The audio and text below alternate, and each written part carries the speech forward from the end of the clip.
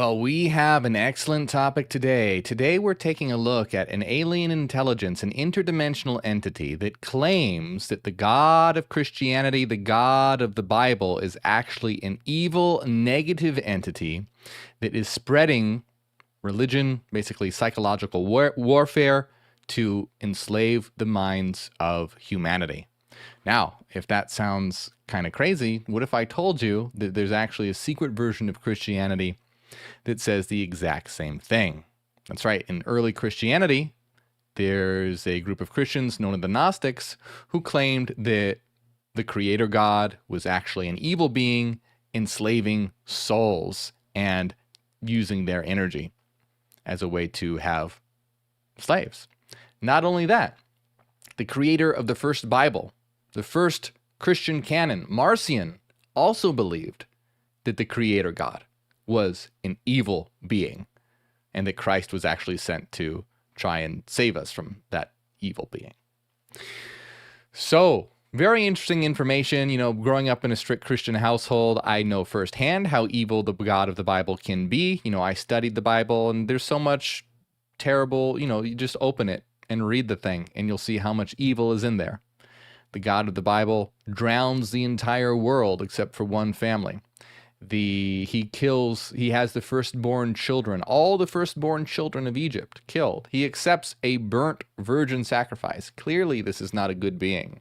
So this is what we're going to be looking at today. So first thing that we're looking at is the Law of One, which is channeled information that was channeled by a research team known as the LL Research Team, who channeled an interdimensional entity known as Ra. And we're going to be seeing exactly what Ra says about the God of the Bible being an evil being.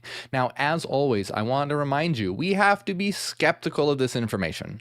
We don't know if this information is true. Coming from the Law of One, this could be made up. It could be completely false. Or it could be real. Or it could be a manifestation of the channeler's unconscious mind. We don't know. However, it is interesting material, and we want to take a look and see what it has to say, and where it lines up with quite a lot of things that have been said in history and how we know religion operates. So we want to have an open mind, but remember, this is speculative information, and we want to examine it critically and logically with reason as always. But it's pretty interesting, so we're going to get into this right now and see what it has to say. Now, as always, please like and subscribe if you enjoy my work. And if you do, consider supporting over on Patreon as well. You'll get access to weekly members-only videos and the archive of all our members-only videos. You can get that by joining on Patreon at any tier or tier 2 or higher on YouTube. And remember, never feel pressured to support monetarily. Only do so if you feel comfortable and happy to do so.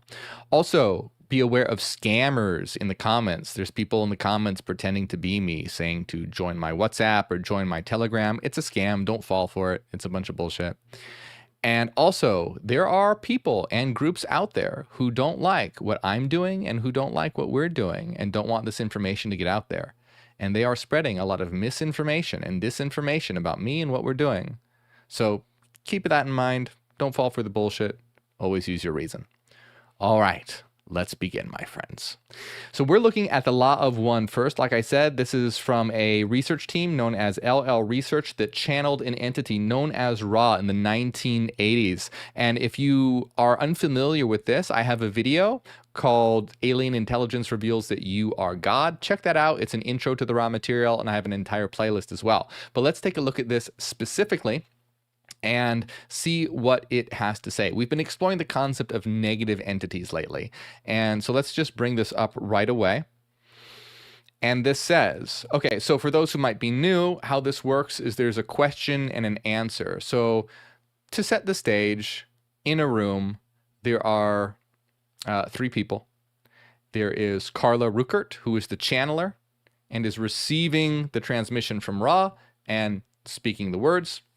And Don Elkins is the one asking the question. He is a professor of physics and engineering and is asking the questions to Ra. And then you have Jim McCarthy, who was basically just watching over everything and was the one who transcribed the information as well. So let's just start. So Don, the questioner, asks, well, the Confederation established its quarantine, I understand, 75,000 years ago. Has the Orion Group been attempting to contact any part of this planet prior to that? Or how long have they been attempting to contact this planet? Okay, so to set the stage, according to Ra, remember, this is all speculative information. We don't know if this is true, but it's interesting. So we're examining it. Very, very interesting. So according to Ra, there is a group of positive entities known as the Confederation, and they have quarantined Earth, basically. They have basically made it so that negative entities cannot interfere with the evolution of humanity. However, Ra says that occasionally there are distortions in this quarantine, windows that open that occasionally allow negative entities to get through, and it doesn't happen often, but it sometimes happens. We always have to remember, too, that when we're talking about this stuff, we're sometimes talking about interdimensional entities. So when Ra is speaking of Earth being quarantined and windows opening and negative entities being able to get through, it might not be in the way that a lot of people might imagine, is that it might be depicted in Hollywood or Star Trek, where there's like this force field around the Earth, and these alien spacecraft are trying to get through this force field on Earth so that they can land and manipulate humans' DNA or whatever. What's more likely the case, if this is real, is it would be kind of going along the lines of in the mental realm, that there would be a mental barrier to keep negative entities from interfering with humanity in the domain of the mind by transmitting negative information. So when I read this stuff and I interpret this stuff, I interpret it as occurring at the level of mind, where this quarantine of Earth isn't a physical quarantine, but rather a mental quarantine. But this is my interpretation, and it's just an interesting thing to speculate about. But let's see. So the questioner is asking, have these negative entities known as the Orion Group, so these negative entities are called the Orion Group, have they attempted to contact this planet if it's been in quarantine? And Ra replies, I am Ra. Approximately 45,000 years ago, so approximately 45, that's a long time. Approximately 45,000 years ago, an attempt was made. It was not successful. Approximately 3,600 years ago, the group sent an entity of social memory complex to this planetary sphere. This effort met with some success, but was in the space-time continuum lessened in impact. Since approximately 2,300 years ago, in your measurement, this group has constantly been working upon the harvest, just as the Confederation. Okay, a couple things to note here. First of all, Ra actually said 2,600, but in later sessions corrected it to 3,600. So that's interesting. That's always a thing to note. If trying to verify this information is right or not, a date had to be corrected. So that's interesting to note. But essentially what Ra is saying is that 3,600 years ago, the negative entities, the Orion Group, sent an entity of social memory complex to this planetary sphere. So a social memory complex is a very highly evolved being. So basically for Orion to send a social memory complex is like sending out the big guns. A social memory complex is an entity that has evolved to the form of a network mind, where it's a group mind. It's not a single mind. It's a group of minds or entities working together as a network to form one. So this is an extremely high level, highly evolved entity that's beyond even individual existence. It's a multiplicity of existence. So according to Ra, 3,600 years ago, negative entities sent a social memory complex, a highly evolved negative entity, to this planet.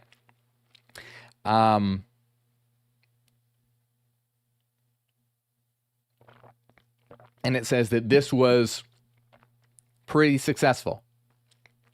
That it was pretty successful.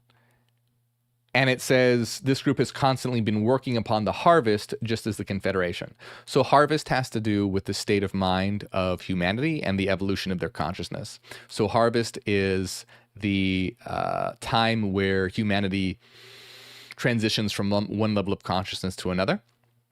I haven't done a video specifically on that yet. If you guys want me to do a video on that, let me know in the comments. So Don, the questioner, says, can you name the entity that they sent here 3,600 years ago? Ra replies, I am Ra. This entity named by your peoples is Yahweh. So Yahweh, of course, is the name of the Christian God. If you don't know, the Christian God has multiple names. Jehovah is one of his names, and Yahweh is one of his names. So Yahweh is the name of the Christian God. So they're essentially saying that the Christian God, Yahweh, is a negative social memory complex. And Don says, can you tell me the origin of the 10 Commandments? Don says, I am Ra. The origin of these commandments follow the law of negative entities impressing information upon positively oriented mind-body-spirit complexes. The information attempted to copy or ape positivity while retaining negative characteristics. And Don says, was this done by the Orion group? And Ra says, I am Ra. This is correct. So this is again very, very interesting. Ra is saying that the 10 Commandments come from the law of negative entities impressing information upon positive-oriented mind-body-spirit complexes, the information attempted to copy or ape positivity while retaining negative characteristics. So mind-body-spirit complexes are people with bodies. That's what Ra refers to as people, mind-body-spirit complexes. So what Ra is saying is that the origin of the 10 Commandments is negative entities contacting positive humans and trying to sneak in their negative philosophy by faking positive qualities. The information attempted to copy or ape positivity while retaining negative characteristics. So basically, Ra is saying that Orion, likely the social memory complex Yahweh, transmitted the information of the 10 Commandments with ultimately it being a negative philosophy, but coming in the guise of positive philosophy.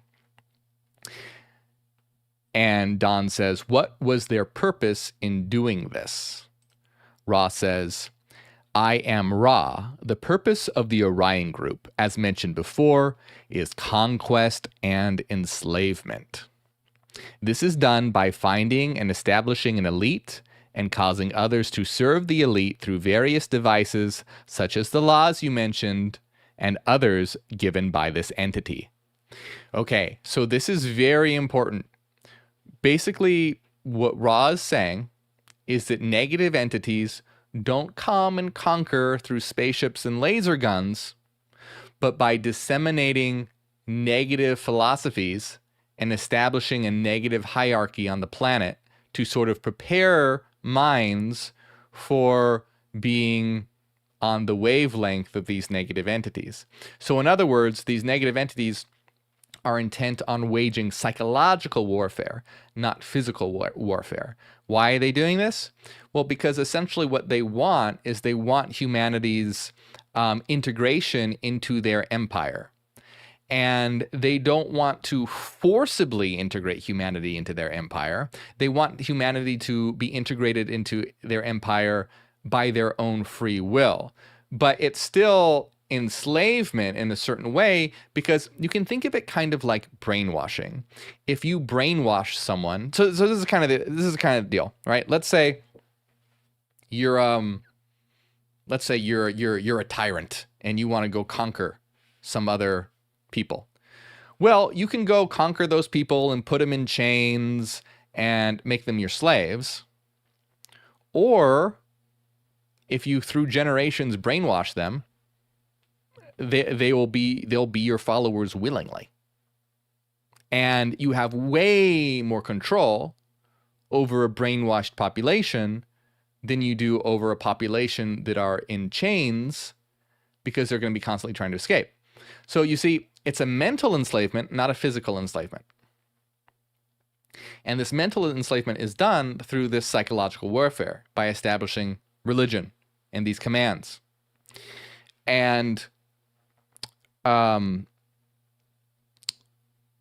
if you notice, it says this is done by finding and establishing an elite and causing others to serve the elite through various devices, such as the laws you mentioned and others given by this entity. So religious establishments and, very likely billionaire establishments dealing with any sort of elite that you can imagine. It's just basically the concept of establishing an elite that rule, and this creates a condition for the population to be integrated into their empire, into their network. And the interesting thing about this is that from the perspective of the Orion group, though, they're not. From the perspective of the Orion group, they're doing a good thing. They don't look at themselves as bad guys. No one looks at themselves as bad guys. Everyone looks at themselves as doing something good. So from the perspective of the Orion group, they're trying to just expand their empire and expand their influence, and they expand their empire and they expand their influence by disseminating this negative philosophy. But they likely don't believe that they're lying. They likely believe in this negative philosophy themselves. You can kind of imagine it like a religious person who isn't necessarily a con artist, but a religious person who really believes the religion that they're teaching. It's sort of like that. Not exactly the same, because they are being explicitly manipulative, but they're being explicitly manipulative with a purpose in mind and a goal in mind. Now, here's the interesting thing, because we're looking at this and we're like, okay, whatever. This is interesting. Could be all made up though. But it's very, very interesting when you look at early Christianity, because like I mentioned in the intro, there is a secret version of early Christianity known as Gnosticism. So Gnostic Christians, Gnostic comes from the word gnosis, which means knowledge. So Gnostic Christians are Christians who know. And so the Gnostic Christians taught that the creator God was an evil being, wasn't the real God, was this dark, evil, alien-like being that is enslaving souls and rules humanity by keeping them ignorant of their true nature, that he and his archons, which means rulers, rule over humanity, keeping them ignorant of their true nature. And like I said as well in the intro, it's not all. Marcion, the creator of the world's first Bible, the first Christian canon, also left out the entirety of the Old Testament. Why? Because the entirety of the Old Testament is the creator God. And Marcion was like, hey, that's an evil being. And Marcion taught that Jesus Christ didn't come from that being, but came from a higher God, a true God. Now, what the Gnostics taught was that Jesus Christ was a messenger from the realm of divine light, which is a single mind. And it's very, very interesting, because Gnostic philosophy is very, very close to what Ra is talking about in the Law of One. So what does Ra talk about in the Law of One? Ra says that all reality is one mind. Ra says that all reality is thought. Ra says that all reality is love light or light love. Ra says that we are all manifestations of the one mind. Ra says that Yahweh is an evil being from, the negative Orion group. Well, the Gnostics say that reality is a single mind, one mind that they call the One, or the Great Invisible Spirit. And this one mind, the One, is a mind of pure thought, pure light. And that all of us, what we actually are sparks or pieces of that one mind of divine light.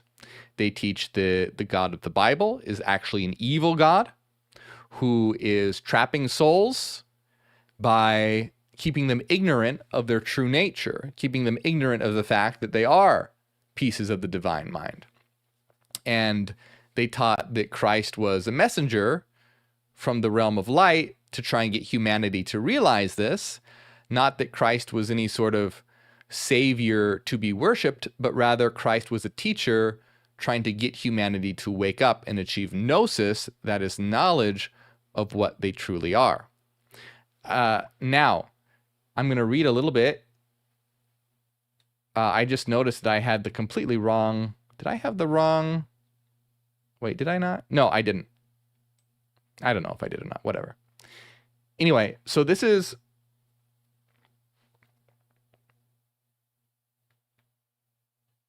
So this is from a book called The Secret Book of John. And this is one of the Gnostic texts that was considered heretical, banned by the church. All the Gnostics were considered heretical. And it says here, the dim ruler has 3 names. So they call the creator God the dim ruler. Like, kind of like the ruler of shadow, basically. Dim ruler is like the ruler of shadow, the shadow ruler, the dim ruler.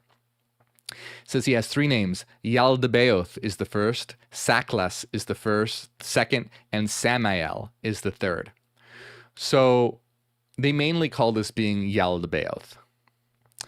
And they also call him Saklas and Samael. Saklas means fool. Samael means the blind God. And it says he is blasphemous, and through his thoughtlessness he said, I am God, and there is no God but me, since he didn't know where his power originated. Now, you'll notice that I am God and there is no God but me. This is something that if you read the Bible, God says this a bunch of different times. God says, I am God, there is no other God but me, I'm a jealous God. If you read the Bible, you'll find that in there. And this book is saying that by saying that, he is blasphemous. Why is God blasphemous for saying that? Because according to the Gnostics, he blasphemes against the all, or the fullness, or the one mind. Because by saying, I am God and there is no God but me, he denies all of our divinity. So basically, according to the Gnostics, this evil God is a blasphemer by claiming that he is the only God, because he basically blasphemes against all of us, because we are God. And so this being tries to set itself up as the ruler of all things.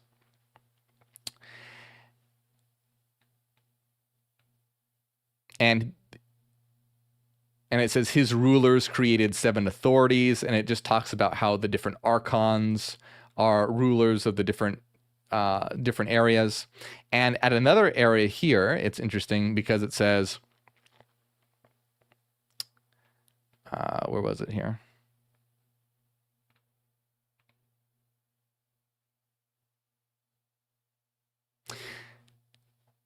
And he says it again here. He said to his host of demons, or archons, the ones who had come forth out of him, I am a jealous God, and there is no God but me. He says it again. And it says, but by doing this, he admitted to his demons that there is indeed another God. For if there was no other God, whom would he possibly be jealous of? Gnostics are very, very, very clever. So, I've done a whole playlist on the Secret Book of John. It's very long and very, very interesting. It talks about how this being basically enslaves humanity by keeping them ignorant of what they are, keeps them trapped in a cycle of reincarnation, and it's very interesting. Go check it out if you haven't seen it. It's very, very interesting. But the point here, the main point that I want to say is it's a very, very interesting parallel to what the law of one. I mean, it's very intriguing. The law of one says that reality is one mind made out of light and thought, and the God of the Bible is an evil being. And the Gnostics say the exact same thing. There are differences, of course, but there's some very interesting parallels. Now, I just want to be clear again. My position is that I believe that Gnosticism is symbolic and metaphorical. So I don't believe that there is an evil creator God out there who created the earth and trapped our souls in matter. I don't believe that. I think it's much more likely that this is a metaphor for different parts of the psyche that we have to overcome. So, for example, Yaldabaoth, according to Jungian psychology, a Jungian interpretation, would represent the ego. Because Yaldabaoth says, I am the only God, there is no other God but me. The ego says the same thing. I am the only I am the real I. There's no other I but me. But that's not true. We have a higher self. And so conquering Yaldabaoth would be like metaphorical for transcending the ego. So I just want to be clear on my position. My position is that I believe that Gnosticism is metaphorical. And my position is also that I absolutely do not believe at all that there is an evil creator God who literally created the world, and that the Garden of Eden actually existed, and that Adam and Eve were in the garden, and Yaldabaoth trapped Adam and Eve in the garden. No, I don't believe any of that. My position is that it's metaphorical. However, is it possible that it's something like what the Law of One describes, where it could have been a negative entity, not creating a garden and trapping humans in the Garden of Eden and all that, not doing that, but could there have been a negative entity that through the mind transmitted a negative philosophy to try and ensnare humanity through spreading religion? I think that's possible. I think that that is possible. Now, do I know that that's true? No, but I think that it's possible. Why? Because in my years of studying hidden knowledge, the occult, esoterica, physics, quantum mechanics, mathematics, science, all this, through all my years studying this information and looking at how reality works, I believe very much that there are interdimensional entities. And I believe that interdimensional entities likely have an interest in humanity in some capacity. The question is, how much are they actually interacting with humanity? So, from what I understand about reality, is it possible that this kind of scenario could have occurred? I believe that it's possible. Do I know for sure? No. I'm very skeptical, and this is speculative. But I believe it's possible, and it's one of those things that I think it's fruitful to consider and think about. And this is the idea that I want to get across, because, in our system, in the Neogenian system, it's all about intuition and reason. We want to follow our intuitions and acknowledge the power of intuition, but also be grounded in logic and reason, so we don't start getting carried away and not being able to separate fact from fantasy and start believing in crazy ideas. So you want to have these different boxes in your mind that you put things in. So, for example, I think this is a really good example of that. So you have the idea that it could be an archetypal representation of the mental structures in the mind. Yeah, like we know that it is true that we can use these stories to represent structures in the mind. Yaldabaoth can represent the ego. Archons can represent other portions of the unconscious that we have to overcome in order to transcend ourselves and ultimately reach a higher consciousness. We know that we can interpret it that way. So we can put that in we're pretty sure of this box. And in the we know that this is not true box, we can put the fact that, this being literally exists, how it's described in Gnosticism, who literally created the world and literally created the Garden of Eden where there was Adam and Eve and no, we know that did not happen. We have enough evidence to know that did not occur. We can say pretty confidently that didn't happen. Now, in the middle is the speculative box of, we know it's not literally how it's described, and we know that we can take it metaphorically, but could it also be something in between, where could it be a negative entity that did exist or does exist and does have an interest in humanity and is transmitting or has transmitted information in the past to influence humanity psychologically to be on their wavelength. I think it's important to acknowledge that that could be a possibility. And so as we keep reading, because there's more to this, I really, the thing that I want to get across on my channel is not just telling you guys information, but really showing how to approach this kind of information in a healthy way. Because you have some people who'll just read this stuff and just believe it at face value, everything that's said, and they'll think they're enlightened. And that's not enlightenment. Enlightenment is about understanding what reality actually is and learning how to level up your consciousness in a way where you're having an accurate understanding of yourself and existence. So it's not really about, it's about learning how to process information, how to categorize this information. So for example, people who have no intuition at all and are just about, science and reason and facts, well, they become very married to ideas like materialism, that the material world is the only thing that exists and the metaphysical doesn't exist. That's not a good position, because we know that that's not true and it's not even rational. They have a very twisted version of what reason is. And then you have some people who are all intuitive and have no grounding in reason and logic, and they just believe everything. Oh yeah, ascended masters and timeline hopping, and the earth is flat and the moon is hollow and all this stuff. And they might get some things right, like reality being made of energy and frequency and we're eternal beings or whatever, but then they go way off the deep end.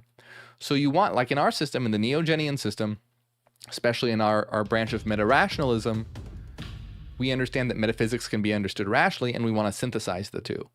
Use the power of intuition, but conditioned and filtered and knitted together with the power of reason. So that's very, very important. I just kind of want to mention it because the law of one material is great for learning how to think in higher modes of consciousness. It's great for metacognition. It's great for concept networking. It's great for learning how to categorize things as true or untrue or skeptical. But yeah, anyway, let's continue. Just keep that in mind. I know a lot of you are just like, hey, just keep talking about the aliens, but it's not, my channel's not about the aliens. It's about learning how to raise one's consciousness. And that's the important thing. So where we left off, Ra was describing how this negative entity used the Ten Commandments to talk to or communicate to or communicated to a positively oriented person, but kind of hid negative philosophy within the guise of a positive philosophy. And the Orion is trying to enslave and conquest humanity by establishing an elite on Earth and having others serve the elite. So Don says, was the recipient of the laws of the Ten Commandments positively or negatively oriented? The recipient was one of extreme positivity, thus accounting for some of the pseudo-positive characteristics of the information received. As with contacts which are not successful, this entity, a vibratory complex Moses, did not remain a credible influence among those who had first heard the philosophy of one, and this entity was removed from his third density vibratory level in a lessened or saddened state, having lost what you may call the honor and faith, which he had begun the conceptualization of the law of one and the freeing of those who were of his tribes, as they were called at that time space. Okay, so basically, Ra is saying that Moses was an extremely positively oriented individual.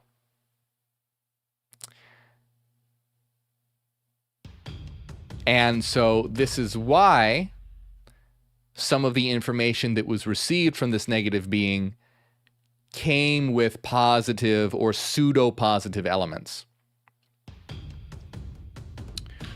But that ultimately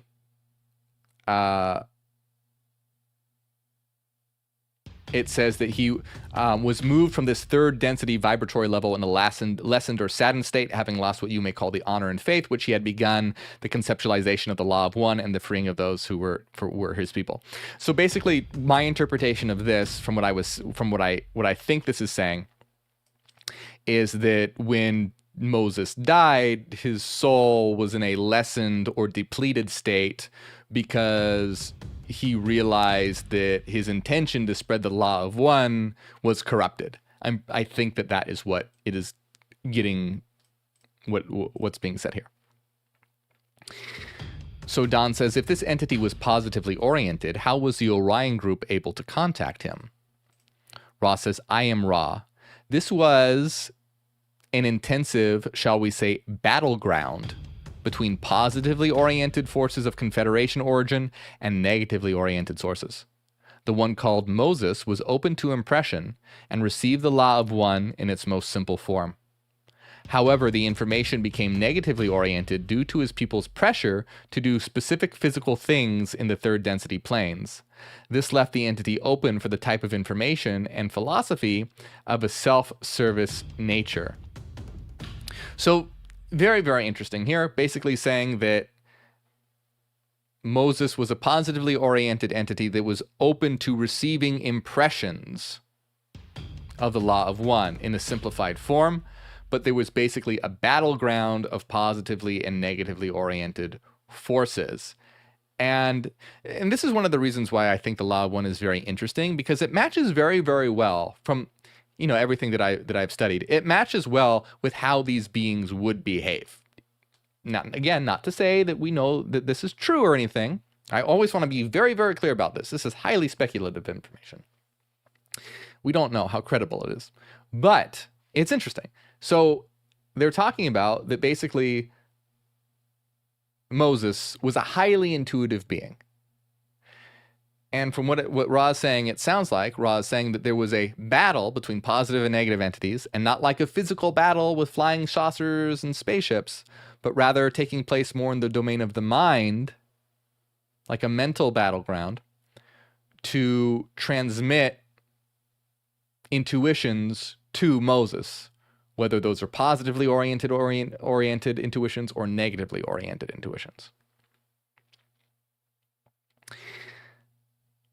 Don asks, does the Orion group use this principle to create conditions brought about to suit their purpose? Ra replies, I am Ra. We will answer more specifically than the question. The Orion group uses daydreams of hostile or other negatively vibratory natures to feedback or strengthen these thought forms. It's very interesting, isn't it? Very interesting. The Orion group uses daydreams of hostile or other negative vibratory natures to feedback or strengthen these thought forms. So, mental impressions strengthening certain ideas. Very interesting. And this is always what makes me... This is why this information is so interesting, because so stuff like that rings very true. I mean, maybe not specifically daydreams, but just the manipulation of, dreams or just unconscious structures in general. So stuff like that is what makes me think, well, maybe there could be some truth in this, or maybe it is a manifestation of Carla's unconscious. Because if Carla's just making this up, she's a genius, because it comes across in a very alien-like way. It comes across in how one would expect an interdimensional being to act and say and behave. So it's interesting.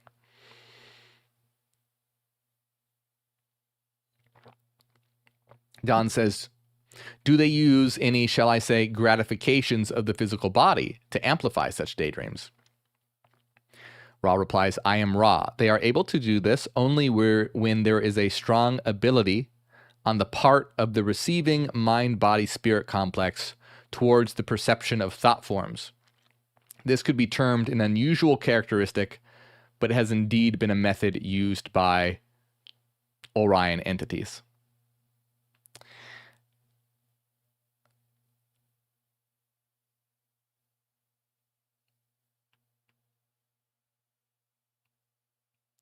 Don says, there was an attempt 46,000 years ago by the Orion group to contact. Is that correct? Ra says, I am Ra. This is correct.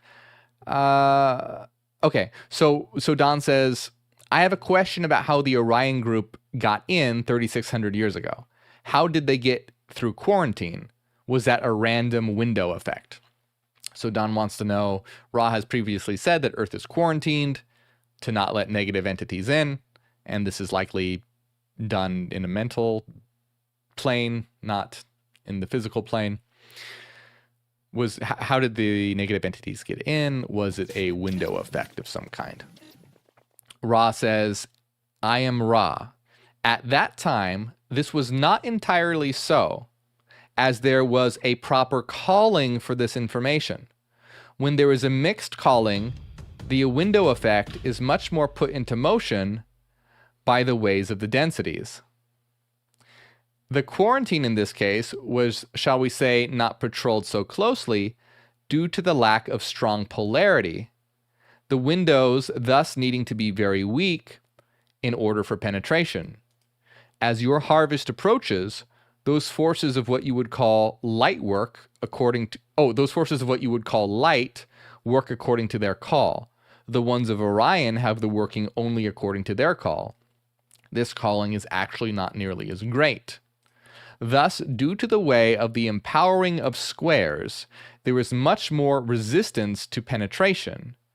Yet free will must be maintained, and those desiring negatively oriented information, as you would call it, must then be satisfied by those moving through by the window effect. So again, very, very interesting.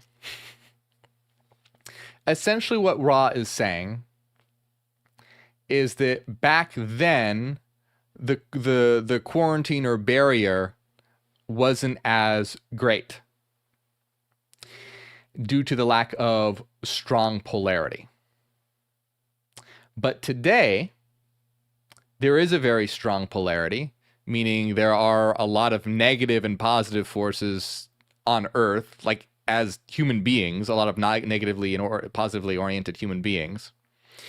And so basically, Ra is saying that Earth is quarantined now, but free will has to be maintained such that if there are people who desire negatively oriented information, then this must be satisfied by negative entities moving through the window in the quarantine. So it's it's interesting. What Ra seems to be saying is that this quarantine or protection around Earth seems to be related to the mental states of humanity and what type of information that they want. And that today the quarantine is very strong, but if there are those who want negatively oriented information, negatively oriented beings will come through this quarantine to transmit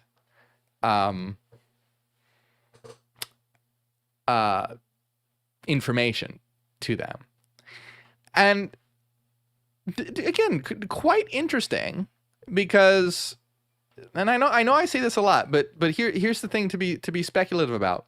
From what we know about how reality works and what I've studied and everything, yes, it's very highly likely interdimensional entities exist, and they likely interact in some way. How would they interact? Well, we don't know for sure. We can definitely extrapolate, and if we do extrapolate, this would be the way they would do it, by unconsciously transmitting information through people in dream states or meditative states or highly intuitive states, or just influencing things on the level of mind. Interesting. So Don says, very good. Did the Orion group use similar methods for the impression 3,600 years ago? Ra says, I am Ra. The group or empire had an emissary in your skies at that time. Now, this is weird. So let's look at this. Don says, can you describe the emissary? Don says, this emissary was of your fiery nature, which was hidden by the nature of cloud in the day. This was to obliterate the questions of those seeing such a vehicle and to make it consonant with these entities' concept of what you may call the creator. Weird. So now you have Orion or Ra basically saying that at that time there was an Orion emissary, likely a vehicle or object of some kind. There was an Orion object of some kind in the sky of a fiery nature, but hidden by the nature of cloud. And it was hidden by the nature of cloud so that those who would see it would that it would mesh with the people's understanding of that day of what they would think of God. So basically, there was this fiery type of object. And Orion had said before, I keep calling Orion, Ra had said before that the Orion group has certain type of craft. And this is where it gets into the physical. And see, this is the weird part. Because in the theoretical framework that we work in, right, interdimensional entities can very likely work in the level of mind. Working in the level of the physical world, that's a lot more questionable. It's not impossible, but it's a lot more questionable. So that's interesting. But it's interesting because it also aligns a bit with a lot of the UFO or UAP sightings that have been discussed lately. So Ra had talked about how there's these different craft, and Ra described one of the craft as being an ovoid shape, oval shape, that in the daytime appears like a metallic color, a dark metallic color, but at nighttime looks fiery. So weird. These are, again, things to think about, like, that's a little weird. This is sort of the stuff that is very questionable. But so Ra is saying that there was this craft or emissary that was fiery in appearance, but had itself clothed or covered in cloud so that anyone who would see it would be like, oh, that's God. Because the people back then would associate clouds with God.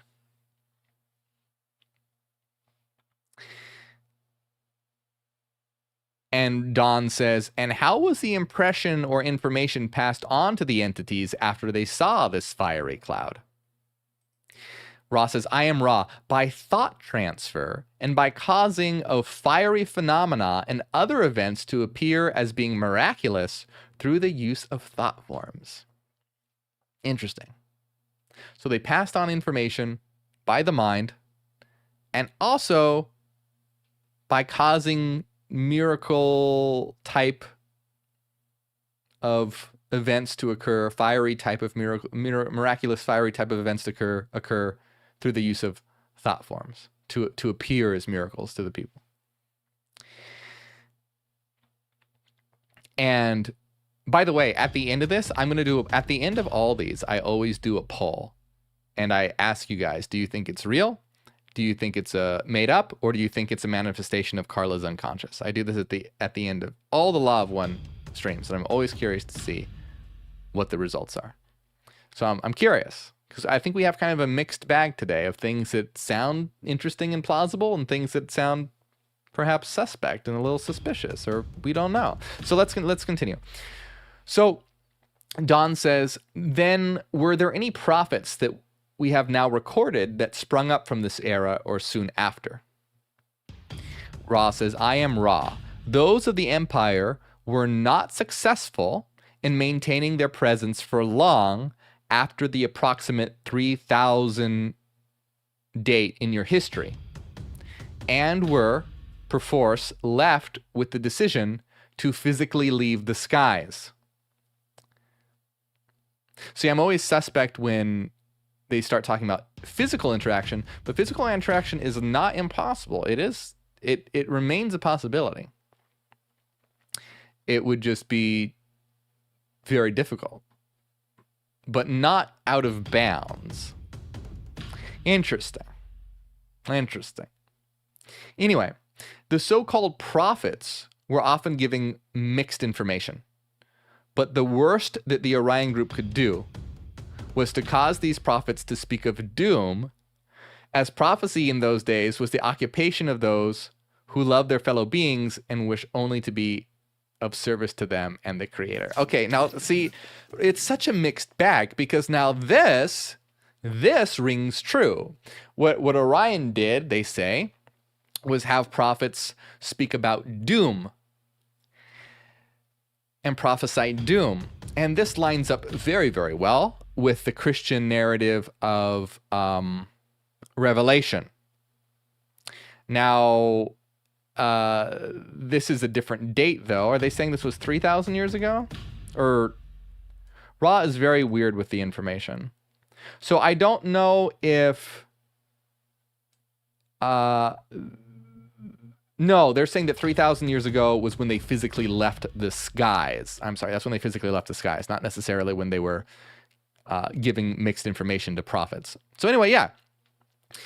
Interesting, because messages of doom fit very, very well with the book of Revelation, and I made an entire video called The Truth About the Apocalypse, talking about how the book of Revelation is a very negative spin on the transition of humanity to a higher consciousness, to keep humanity in a lower state of consciousness, to put fear around the idea of liberation. So if you talk about the end times as being this fiery doom-filled vision of an Armageddon versus positive interpretations of a new era, like the Thelemic idea of the new Eon of Horus, or the New Age idea of the Age of Aquarius. See, these are all about the beginning, the new beginning, and our idea of the Neogenian, the new beginning, whereas the reverse, the Christian version of this is, it's the end. It's the end of everything. Sinners will be tortured in hell and judged for their sins, etc. And so you put all this fear around the beginning of a new earth and making it the end rather than seeing it in a positive light. So yeah, that's very interesting. Very interesting. So Don says, could you tell me if you're saying that the Orion group was successful in polluting, shall we say, some of the positively oriented prophets with messages of doom? I am Ra. This is correct. Your next query shall be the last for this session. So essentially, yeah, Ra is saying that you had prophets and Orion transmitted to them messages of doom. It's interesting. Ra says, I am Ra. Oh, I'm sorry. Don says, could you tell me why the Orion group had to leave after, I believe it figures to be a 600-year period, why they had to vacate? Ra says, I am Ra. Although the impression that they had given to those who were called them was that these entities were an elite group that you would know as diaspora occurred, causing much dispersion of these peoples so that they became humbler and more honorable, less bellicose, and more aware of the loving kindness of the one Creator. The creation about them tended towards being somewhat bellicose, somewhat oriented towards the enslavement of others, but they themselves, the target of the Orion group, by means of their genetic superiority or weakness, became what you may call the underdogs, thereby letting the feelings of gratitude for their neighbors, their family, and their one creator begin to heal the feelings of elitism, which led to the distortions of power over others, which had caused their own bellicosity.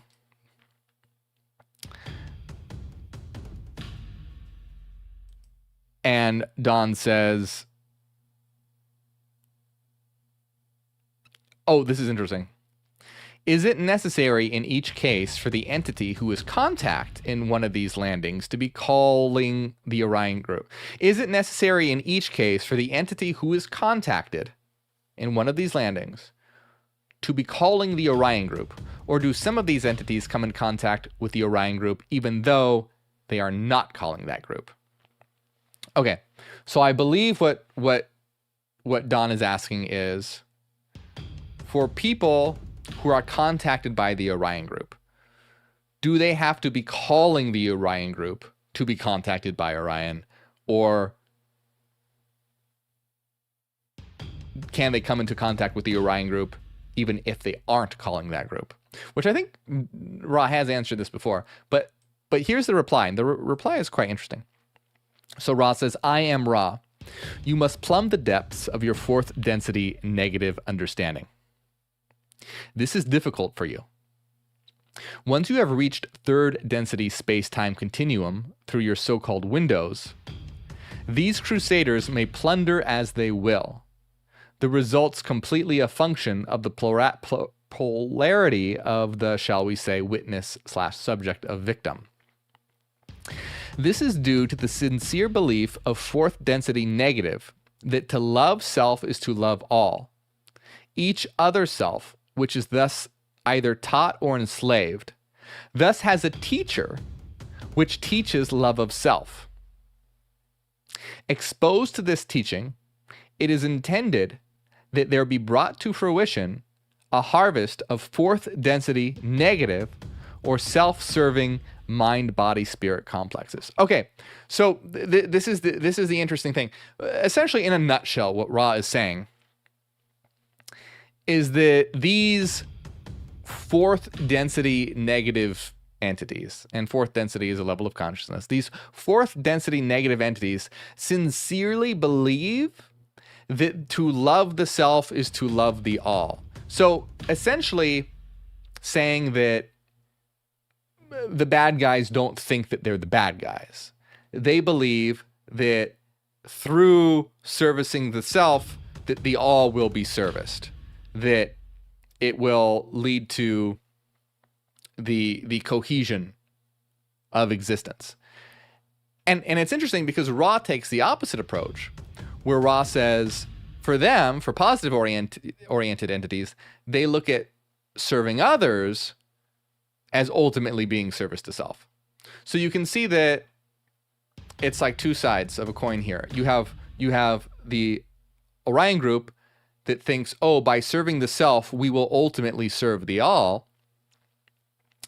And Ra thinks by serving the all, will ultimately serve the self. And here's one of the things that I want to say, like, regardless of all this stuff, whether it's real or not real or what's going on or whatever, I think ultimately this is where we need to look at stuff with logic and reason and not get caught up here and realize that when it comes down to it, it's not about serving the self or serving others. It's about both.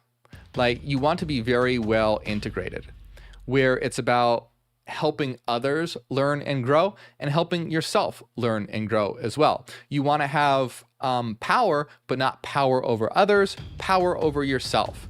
So it's about learning how to do this in a synthesized way. It's about realizing we want to be strong, powerful, fully expressed individuals within a beautiful, loving collective where we're all working together to help each other grow and learn together. So, you know, I wouldn't say it's about service to self or service to other. I would say it's about all of it done in the right way. There's nothing wrong with power if it's power over yourself or power to help build a better world. There's nothing wrong with serving others as long as you're not doing so at the expense of yourself. Because ultimately, we live in a feedback loop. And so the greater you are, the greater capacity that you have to help others grow. And the more that you help others grow, the better community that we can build to help all of us grow. So anyway, I just want to put that out there, that because I think this is what you get a lot. You get a lot of people who are clearly selfish types, billionaire elites, a lot of religions or systems of thought that are very, very selfish, self-oriented. I mean, I wouldn't say a lot of religions are self-oriented, but they become that way when you see like preachers who manipulate the church and have, jets because they want people to give money to God, but they use the money for God to buy jets and things like this. So anyway, you see that there's a lot of selfishness in these in the world in general. There's a lot of selfishness. But then on the other hand, you have a lot of new age groups and philosophies that where it's like all about the other, all about the other, all about the other. And then you really start to lose your own individuality. And it's like the difference between destroying the ego and transcending the ego. You don't want to destroy the ego, you want to transcend the ego. You don't want to identify with the ego, but you don't want to destroy it. The ego is what allows us to have self-awareness. The ego is a tool. If you didn't have the ego, you wouldn't be self-aware. You'd be like an animal. The ego is important, but we don't want to identify with it. That's not what we are. We're so much more than that. So ultimately what we want to do is we want to build a world where we're in a feedback loop of creating an increased quality of life for every individual and the collective as a whole. And that includes growing as individuals and helping each other grow. That's why in a teleocratic planetary civilization, we want to help everyone reach the highest level of Maslow's hierarchy, which is transcendence in his extended hierarchy. And transcendence is the level of self-actualization and helping others to self-actualize. So that's ultimately what we want. We want a world where we are actualizing ourselves and helping others actualize themselves in purpose, in meaning, and beautiful experiences as well. Learning, growing, and experiencing together. So I just want to put that out there. I think that it's a lot more nuanced than like saying, I don't think it's as black and white as this might make it seem, where it's kind of like people who are all love and light, love and light, love and light all the time, but ignore their shadow self. They ignore their darkness. And so they end up becoming very fractured and unintegrated individuals, and some of them can be some of the meanest people imaginable behind closed doors. If next time you get like a really bad mean comment on social media, go look at the profile, and a lot of times it'll be like, oh, love and light, good vibes only. And meanwhile, they're posting the most hateful stuff you've ever seen. And so what it's about is it's about not just being focused on all the light and love all the time. You have to acknowledge your darkness. This doesn't mean to embrace it and like become it, but it means to acknowledge it and learn how to integrate it. And integrate it means learn how to work with it in a way that's so for example, let's say that you have an anger problem. If you have an anger problem and you don't pay attention to it, you just repress it into your shadow self and you're just love and light, love and light, love and light all the time, that's going to build and build and build, and you're going to have angry outbursts. It's going to come across in your social media posts. It'll be trying to come out all the time in very unhealthy ways. But instead, if you introspect and you recognize that you have this problem and that it's a part of your shadow, then you can deal with it. And you can deal with it by going to therapy, or you can deal with it by trying to focus it on areas that are more aligned with your goals. For example, you can focus your anger towards positive change because you're angry at the current state of the world and how the world is being manipulated by the billionaire class, or how people are starving or whatever. And you can get angry about that and use it as a force to make change in the world rather than just ignoring it and having it come out in unhealthy ways. So that's one thing that I just want to point out as well, that, regardless of the validity of the law of one, I think that some people who read this Because Ra is constantly like service to others, service to others, service to others, service to others. And I think a lot of people who read this can get in the mode of like, oh, I can't do anything for myself at all. I have to just constantly be serving other people. And there's nothing wrong with help. We want to help other people. Absolutely. But we don't want to get into the mode where it's at where we're having low quality lives because of it. And there's nothing wrong with helping yourself learn, grow, and evolve and have a nice life. There's nothing wrong with that. But anyway, I want to say that it's more nuanced. But I'm getting off topic here. What they're basically saying is that the negative entities believe that service to self is also service to others, and that doing service to self is how one serves others. And you might be thinking, well, what does that mean? Like, how that seems counterintuitive, right? Like, how could service to self ultimately be service to others? Well, in my opinion, the way they probably think is that, oh, it's because we're establishing sort of this dog eat dog hierarchy. So the ones who deserve to be at the top are going to get to the top by their manipulation and psychopathic behavior and all, and by establishing this like slave-like power structure, we're ultimately going to unite the world. It's kind of like forcing the world to unite under a system of slavery and negative hierarchy, rather than having the world unite in a way where it's done through helping everyone grow and people gravitating towards the places in the world where they are most beneficial. You know, those who want to be healers should become doctors. Those who are artists can create beautiful places. Those who are interested in structuring things can gravitate towards, you know, the political organization that we'll need. All the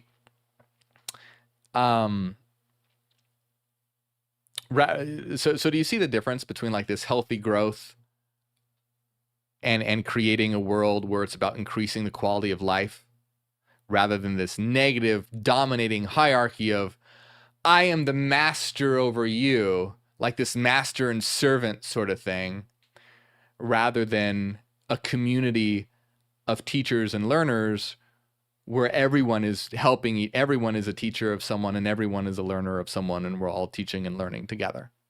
Very, very big difference. Anyway, I want to put that out there. Now, what we might look at next time would be the final, I don't know if we're going to do this next week or not. We might do it next week. It will be probably the last section that we'll do on negative entities for a while, that they talk about bringing people on Orion craft and like a physical examination, basically like abduction. They start talking about abduction, which is weird. It's one of those things. It's a little, odd, very, very, very strange. But I will say that people who do DMT often experience being in an examination room where entities are doing experiments on them. And so this is where, you know, in my mind, it makes me think, well, people who are thinking about like actual being like physically abducted into a spacecraft might not be like that. It might be more of like the consciousness being coerced into another domain. Because, like I said, people who do DMT, it's very possible that their consciousness could be tuning into another domain. And maybe the domain they tune into... this is where it gets weird. And it makes me think about this stuff, because people who do DMT have different experiences, but they have common experiences a lot of the times. Some people who do DMT talk about encountering entities that are like, oh, we're so happy you're here. We have so much to teach you. We want to teach you things. And they want to be taught, and they try and teach the person things. And then you have other accounts of people who have tuned where they're in an examination room and they're being kind of experimented on. And sometimes they're interested in emotion. And sometimes they even have like a reptilian type, vibe.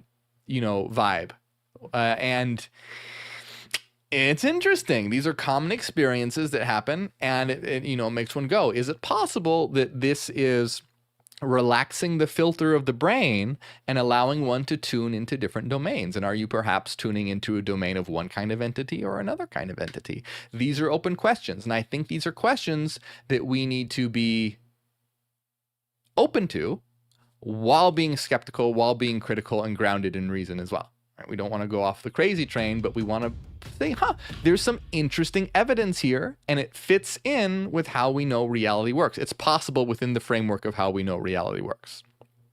And that's how you know how to categorize something as being worth investigating. If something does not fit into how we know reality works, then it's like, okay, this is very likely untrue. But if it fits in, then it's like, okay, this should be investigated. And I think very, very strongly that things like DMT and LSD needs to be strongly investigated in terms of their metaphysical implications.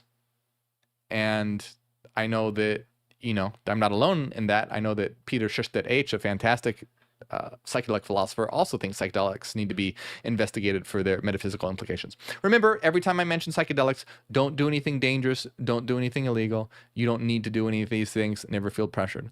But that's what we're going to be talking about probably next week, this examination type idea and what that could mean and implicate with regard to tuning in to different domains. So always remember, my friends, stay smart, stay rational, but be open-minded as well. This is some very interesting stuff.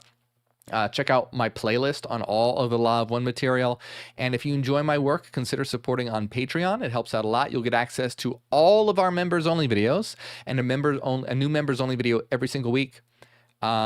You can get that by supporting on any tier on Patreon or tier 2 or higher on YouTube.